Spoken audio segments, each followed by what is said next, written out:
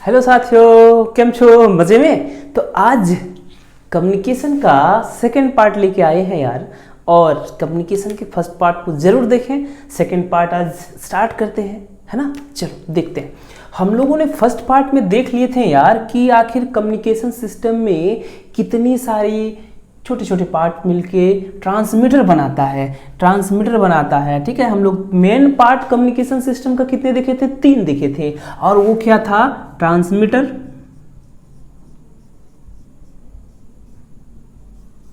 फिर क्या था? देखो ये जो सीसी है ये इसे क्या बोलेंगे?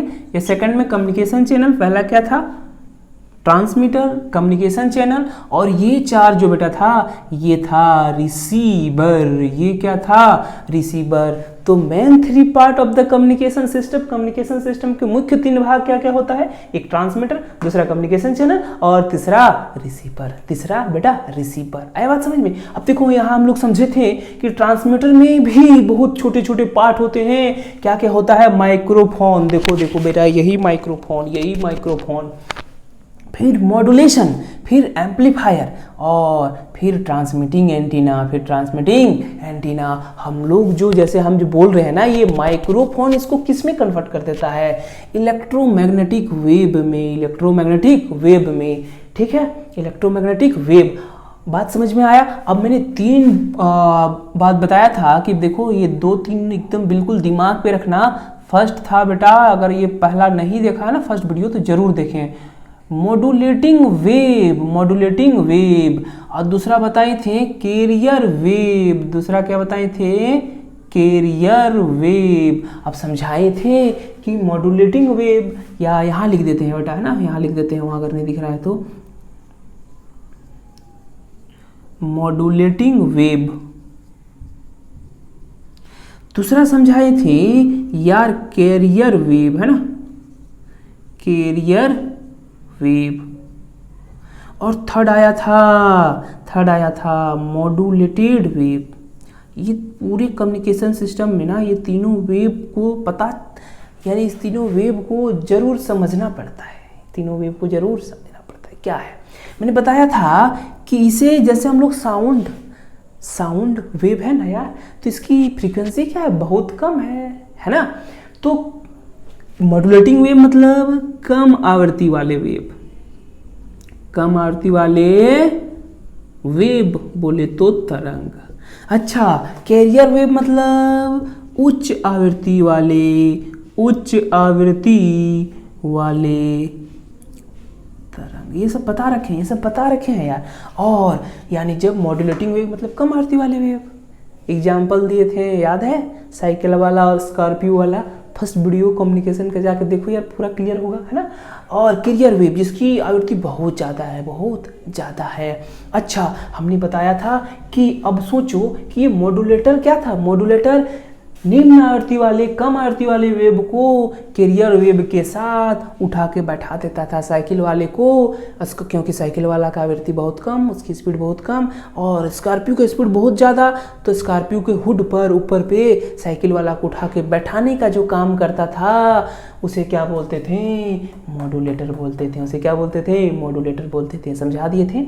तो जब इसको इस वेव के साथ, इस कैरियर वेव के साथ जब इसको यहाँ बैठा दिए बेटा, तो अब ये क्या करेगा? ये जिस स्पीड से जाएगा उस स्पीड से ये भी चलने लगेगा, क्योंकि इसके ऊपर है। समझ में आया? तो इसकी भी आवृत्ति बहुत ज़्यादा हो जाएगा। और इस दोनों मिल के जो वेव बनाया, उस वेव को क्या कहते हैं? Modulating wave. क्योंकि ये और ये कैरियर वेव था। अब ये दोनों, ये जो मिल के जो नया वेव बनाया उसे क्या बोलते हैं? Modulated wave. क्या बोलते हैं? Modulated wave. कोई दिक्कत नहीं ना? हाँ, अब देखो हम लोग पढ़े थे कि मॉड्यूलेशन क्या है, इसकी क्या हो सकता है? बहुत इंपॉर्टेंट क्वेश्चन। मॉड्यूलेशन क्या है? व्हाट इज मॉड्यूलेशन, है ना। मॉड्यूलेशन क्या है ये समझाए थे। तो हम बताए थे कि मॉड्यूलेशन क्या है? ऐसी प्रक्रिया जिसमें कम आवृत्ति वाले वेव को उच्च आवृत्ति वाले वेव के साथ सुपरइम्पोज कराया जाता है, मतलब ऊपर में बैठाया जाता है। इस प्रक्रिया को मॉड्यूलेशन कहते हैं। इस प्रक्रिया को क्या कहते हैं? मॉड्यूलेशन कहते हैं। समझ में नहीं आया? ऐसी प्रक्रिया जिसमें कम आवृत्ति वाले वेव को उच्च आवृत्ति वाले वेव के साथ, जैसे मान लो कि ये उच्च आवृत्ति वाले वेव है, ये कम आवृत्ति वाले, तो कम आवृत्ति वाले वेव को उच्च आवृत्ति वाले वेव के साथ अध्यारोपित कराया जाता है, सुपरपोज कराया जाता है, उसे क्या बोलेंगे? मॉड्यूलेशन। इंग्लिश में सुन लो, it is the process in which low frequency message signal are superimpose with high frequency carrier wave known as modulation. ये बात बता रखे थे, लिख लेगा। अब हम पढ़ने वाले हैं डीमॉड्यूलेशन क्या है, मॉड्यूलेशन नहीं, है ना। डीमॉड्यूलेशन क्या है? डीमॉड्यूलेशन मतलब मॉड्यूलेशन के उल्टा डीमॉड्यूलेशन। मॉड्यूलेशन में क्या होता है कि लो फ्रीक्वेंसी मैसेज सिग्नल को कम आवृत्ति वाले वेव को उच्च आवृत्ति वाले वेव के साथ ऊपर बैठाया जाता है। इस प्रक्रिया को मॉड्यूलेशन कहते हैं। अब सोचो, बताए थे कि जब देवघर पहुंच गया तो साइकिल वाले को क्या किया? उतार दिया उससे, यानी स्कॉर्पियो वाला अलग हो गया, साइकिल वाला अलग हो गया। तो ये जो उतारने की काम है, इस प्रक्रिया को, यानी साइकिल वाला यानी लो फ्रीक्वेंसी मैसेज सिग्नल यानी निम्न आवृत्ति वाले वेव, और स्कॉर्पियो वाला मतलब उच्च आवृत्ति वाले wave high frequency message signal. जब लो फ्रीक्वेंसी मैसेज सिग्नल को हाई फ्रीक्वेंसी मैसेज सिग्नल के साथ अलग कराया जाता है, जब निम्न आवृत्ति वाले वेव को उच्च आवृत्ति वाला वेव अलग किया जाता है, सेपरेट किया जाता है, इस प्रक्रिया को डीमॉड्यूलेशन कहते हैं। लिख लेगा कि डीमॉड्यूलेशन एक ऐसी प्रक्रिया है जिसमें निम्न आवृत्ति वाले वेव को उच्च आवृत्ति वाले वेव से अलग कराया जाता है, अलग किया जाता है। लिख लेगा यार, लिखो। तो यह एक ऐसी प्रक्रिया है जिसमें निम्न आवृत्ति वाले वेव को उच्च आवृत्ति वाले वेव के साथ से अलग किया जाता है, उस प्रक्रिया को डीमॉड्यूलेशन कहते हैं। लिख लेगा। इंग्लिश में क्या लिखेंगे? It is the reverse process of modulation in which, या इन दिस प्रोसेस लिखो, it is the reverse process of modulation in which low frequency message signal are separate with carrier wave। Carrier wave से किसको अलग किया जाता है? इसको अलग किया जाता है लो फ्रीक्वेंसी मैसेज सिग्नल। इस प्रोसेस को क्या कहते हैं? डीमॉड्यूलेशन। समझ में आया? आ गया। अब हम पढ़ते हैं एक और इम्पोर्टेंट बात कि मॉड्यूलेशन कितने प्रकार का होता है। चलो पढ़ते हैं। ये बात समझ में आया बेटा? डीमॉड्यूलेशन क्या है? मॉड्यूलेशन क्या था? उच्च आवृत्ति वाले वेव को, यानी यह बोल सकते हैं कि निम्न आवृत्ति वाले वेव को उच्च आवृत्ति के साथ सुपरइम्पोज कराने की प्रक्रिया को मॉड्यूलेशन कहते हैं, और दोनों को अलग करने की प्रक्रिया को डीमॉड्यूलेशन कहते हैं। पक्का? तो अब हम पढ़ने जा रहे हैं। क्या पढ़ने जा रहे हैं बताओ। इसको भी अब मिटा दें, मिटा देते हैं। हाँ देखो, अब हम क्या पढ़ रहे हैं? Type of modulation. अब हम क्या पढ़ रहे हैं?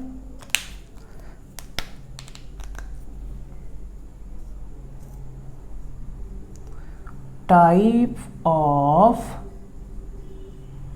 मॉड्यूलेशन, है ना। मॉड्यूलेशन के प्रकार। बेटो ये 3 तरह का होता है।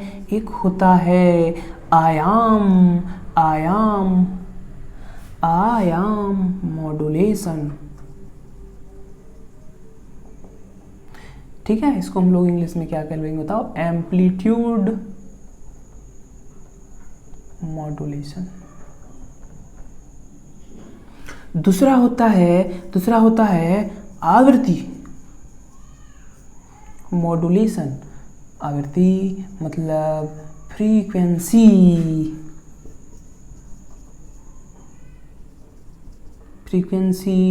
मॉड्यूलेशन, ठीक है। और थर्ड होता है हिंदी में बोलते हैं कला मॉड्यूलन, यानी कला मॉड्यूलेशन, ठीक है। मॉड्यूलेशन ही लेके चलो, या इसको क्या कहते हैं हिंदी में, मॉडुलन। क्या कहते हैं बेटा, मॉडुलन, पूरा ही ठीक है। अब देखो कला मॉडुलन, इसको हम लोग कहते हैं फेज मॉड्यूलेशन, फेज मॉड्यूलेशन। ये बात समझ में आया। तो टाइप ऑफ मॉड्यूलेशन कितने प्रकार, आयाम मॉड्यूलेशन, आवृत्ति मॉड्यूलेशन और कला मॉड्यूलेशन। आयाम, आवृत्ति और कला। एम्पलीट्यूड मॉड्यूलेशन, फ्रीक्वेंसी मॉड्यूलेशन बेटा, फेज मॉड्यूलेशन 3 प्रकार का होता है, 3 प्रकार का होता है। अब एक एक समझेंगे, अब एक एक समझेंगे कि क्या है। और मजे की बात क्या है ना, एक बताएंगे तीनों याद, एक बताएंगे तीनों याद, बिल्कुल एकदम सही बात है। देखो कैसे। तो पहली बात हम लोग अगर समझते हैं, अगर पहली बात समझें तो आयाम, देखो क्या क्या मैंने याद रखा है बताओ यार, मॉड्यूलेटिंग वेव, मॉड्यूलेटिंग वेव, ठीक है, यानी निम्न आवृत्ति वाले तरंग, निम्न आवृत्ति वाले तरंग। और दूसरा क्या बोले, कैरियर वेव, है ना, कैरियर वेव। और इसको क्या बोले, उच्च आवृत्ति वाले तरंग, उच्च आवृत्ति वाले तरंग। अब देखो ध्यान देना, हम लोग मॉड्यूलेटिंग वेव को कैसे रिप्रेजेंट करते हैं, ऐसे रिप्रेजेंट करते हैं, ठीक है। मॉड्यूलेटिंग वेव को ऐसे रिप्रेजेंट करते हैं, है ना। ये टाइप ऑफ मॉड्यूलेशन यहाँ मिटा दे, हाँ। अब तुम जान लेगा कि टाइप ऑफ मॉड्यूलेशन कितने प्रकार का है, 3 प्रकार, इसको मिटा देते हैं, हाँ। अब देखो ध्यान देना, मैंने बताया कि मॉड्यूलेटिंग वेव को ऐसे रिप्रेजेंट करते हैं, कैरियर वेव को बेटा ऐसे रिप्रेजेंट करते हैं, ऐसे रिप्रेजेंट करते हैं। ये क्या है, कैरियर वेव, ये क्या है, मॉड्यूलेटिंग वेव, ये क्या है, कैरियर वेव, ये क्या है, मॉड्यूलेटिंग वेव। अरे याद हुआ, कैरियर वेव और ये मॉड्यूलेटिंग वेव। तो अब सुनना, आयाम मॉड्यूलेशन क्या है, आयाम मॉड्यूलेशन क्या है, ध्यान देना। और ध्यान देने वाली बात भी है कि देखो ये मेरा क्या है, मॉड्यूलेटिंग वेव है या नहीं है, बताओ, है या नहीं है? एक और ऐसे रिवर्स बना दो, है ना, ठीक है। अब एक बात जानना कि अगर कोई वेव है ना तो बेटा इसको एम्पलीट्यूड कहते हैं। ये वाली डिस्टेंस जो होता है ना, इसको हम लोग क्या कहते हैं, एम्पलीट्यूड, जिसको हिंदी में आयाम कहते हैं। क्या कहते हैं बेटा, आयाम कहते हैं। अब ध्यान दो, अब ध्यान देने वाली बात, अब देखो ध्यान देने वाली बात है बेटा, ये कैरियर वेव है ना। अब देखो अगर ये मीन पोजीशन है तो इधर और इधर, ठीक है। ये इसका क्या एम्पलीट्यूड है, इसका क्या है, एम्पलीट्यूड है। तो अब देखो आयाम मॉड्यूलन क्या है वो समझाते हैं कि कैरियर वेव का एम्पलीट्यूड ऐसा मॉड्यूलन का वह प्रक्रिया, बेटा क्या लिखेगा, मॉड्यूलन का वह प्रक्रिया जिसमें कैरियर वेव का आयाम मॉड्यूलन वेव के आयाम के अनुरूप परिवर्तित हो। ध्यान दो, जैसे देखो ये वेव आया, तो यहाँ से अगर हम स्टार्ट करें तो ऐसे, फिर नीचे, फिर ऊपर। देखो इससे ऊपर नहीं जा सकता है, इसी के अनुरूप चेंज होना है। यहाँ जो हम लोग ऐसे किए ना कि ऐसे गया, मतलब किसके अनुरूप चेंज हो रहा है बताओ, ये इसके अनुरूप चेंज हो रहा है या नहीं हो रहा है, हो रहा है ना, पक्का समझ में आया बात। तो देखो कि हम लोग क्या लिखेंगे, मॉड्यूलन की वह प्रक्रिया जिसमें कैरियर वेव का आयाम, देखो ये मेन पोजीशन है। अब ये क्या है, ये कैरियर वेव का आयाम है ना। कैरियर वेव का आयाम देखो यहाँ छोटा है, फिर बड़ा है, फिर बड़ा है। किसके अनुसार चेंज हो रहा है, किसके अनुरूप चेंज हो रहा है, क्या मॉड्यूलेटिंग वेव के अकॉर्डिंग चेंज हो रहा है। ये इस बात को समझ लो तो पूरा तीनों का तीनों क्लियर। तो फिर से जानो कि आयाम मॉड्यूलन क्या है, जानो बेटा कि मॉड्यूलन की वह प्रक्रिया, मेरे साथ बोलो, मॉड्यूलन की वह प्रक्रिया जिसमें कैरियर वेव का एम्पलीट्यूड किसके अकॉर्डिंग, मॉड्यूलेटिंग वेव के अकॉर्डिंग अगर परिवर्तन हो, मॉड्यूलेटिंग वेव के अनुरूप परिवर्तन हो, उसे क्या कहते हैं, आयाम मॉड्यूलेशन। तो लिख लो मॉडुलन की वह प्रक्रिया जिसमें कैरियर वेव का आयाम मॉड्यूलेटिंग वेव के आयाम के अनुरूप परिवर्तित हो उसे एम्पलीट्यूड मॉड्यूलेशन कहते हैं। इंग्लिश में लिख ले बेटा, जो क्या लिखेगा, it is the phenomena of modulation in which amplitude of किसका, carrier wave changes in accordance with modulating wave, है मॉड्यूलेटिंग वेव के एम्पलीट्यूड के अनुसार अगर चेंज करें तो उसे क्या कहते हैं, आयाम मॉड्यूलेशन। हुआ क्लियर? अब बहुत अच्छी बात, अब देखो, अब आवृत्ति की बात बोल दो कि इसमें कैरियर वेव का आवृत्ति किसके अकॉर्डिंग चेंज कर जाएगा, मॉड्यूलेटिंग वेव की आवृत्ति। अब तुम बोल दो कि मॉड्यूलेशन का वह प्रक्रिया जिसमें कैरियर वेव की आवृत्ति मॉड्यूलेटिंग वेव की आवृत्ति के अनुरूप परिवर्तित हो उसे आवृत्ति मॉड्यूलेशन कहते हैं। अब फेज क्या लिखेगा, कैरियर वेव। अब यहाँ देखो, मॉड्यूलन का वह प्रक्रिया जिसमें कैरियर वेव का अगर फेज मॉड्यूलेशन है तो फेज लिख देगा सिर्फ, है ना। कैरियर वेव का फेज मॉड्यूलेटिंग वेव के फेज के अनुसार चेंज हो उसे फेज मॉड्यूलेशन कहते हैं। बड़ा सिंपल लिख लेगा। अब डेफिनेशन तीनों क्लियर हो गया, हुआ या नहीं हुआ? अब मुझे फटाफट बता दो कि आयाम मॉड्यूलेशन क्या है, एम्पलीट्यूड मॉड्यूलेशन क्या है। अब इंग्लिश में बोल देते हैं तीनों, है ना। It is the phenomena of modulation in which amplitude of carrier wave changes in accordance with the amplitude of modulating wave। इसको क्या बोलेगा, it is the process या the phenomena of modulation in which frequency of carrier wave changes in accordance with frequency of modulating wave। ठीक है, फिर लिख लो the phenomena of modulation in which phase modulation, तो phase of carrier wave changes in accordance with phase of modulating wave is called phase modulation. क्या तीनों को तीनों क्लियर हुआ? अरे हुआ या नहीं हुआ? पक्का पूरा क्लियर हो गया।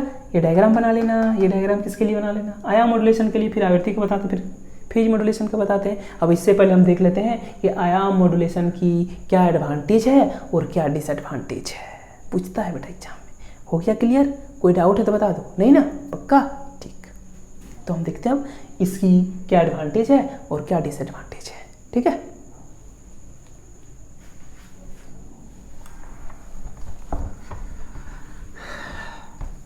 तो चलो अब एडवांटेज और डिसएडवांटेज देखते हैं। यार देखो, आयाम मॉड्यूलेशन का है ना, आयाम मॉड्यूलेशन मतलब मॉड्यूलन की एडवांटेज क्या है और डिसएडवांटेज क्या है। बेटा एडवांटेज इसकी गुण क्या है और इसकी मेरिट और डीमेरिट क्या है ना। देखो ध्यान देना, तो यह विधि कम खर्चीला वाला है, यह कम खर्चीला वाला विधि है, यह विधि कम खर्चीला है। इसमें ज़्यादा खर्चा नहीं होता है, सस्ते में निपट जाता है।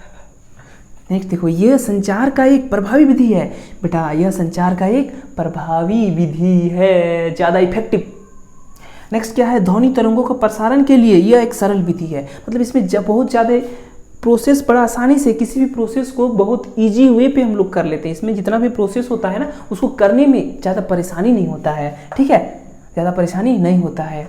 लेकिन अब देखो, ये सारी तो गुण हुआ इसका। अब इसका डिसएडवांटेज क्या है? अब इसमें देखो चूई चाई करती रहता है, चूई चाई करती रहता है बेटा, इस पर शोर होते रहता है। अब सोचो कि अगर वीडियो बना रहा है और बेटा कोई वहाँ से साउंड वॉइस क्लियर ही नहीं जा रहा है, बीच में चूई चाई करते रहता है, तो अच्छा नहीं है, तो उसका क्या है डीमेरिट है। तो इस तरह के मॉड्यूलन में इस पर शोर ज़्यादा होता है बेटा, और इसकी गुणवत्ता कम होती है। तो ये क्या रहा, आयाम मॉड्यूलन का एडवांटेज और डिसएडवांटेज। आशा करते हैं यार कि अगर तुम्हें देख लो और अगर लिख लो अपने से लिख लो, तो फिर तुम्हें और ज़्यादा परेशानी नहीं होगा कि मॉड्यूलन क्या था, यानी मॉड्यूलेशन क्या था, डीमॉड्यूलेशन क्या था। मॉड्यूलेशन तो पहले वीडियो में पढ़ा रखे हैं, डीमॉड्यूलेशन क्या था और मॉड्यूलेशन कितने प्रकार का होता है, किसको कहते हैं, और इसकी मॉड्यूलन, आयाम मॉड्यूलन का एडवांटेज और डिसएडवांटेज क्या है। पूरा क्लियर हो गया होगा ऐसा उम्मीद करते हैं। अगर हुआ तो बेटा ज़रूर बताएं, और 2 लेक्चर फिर लाने वाले हैं, है ना। तब तक के लिए बाय बाय, फिर मिलते हैं।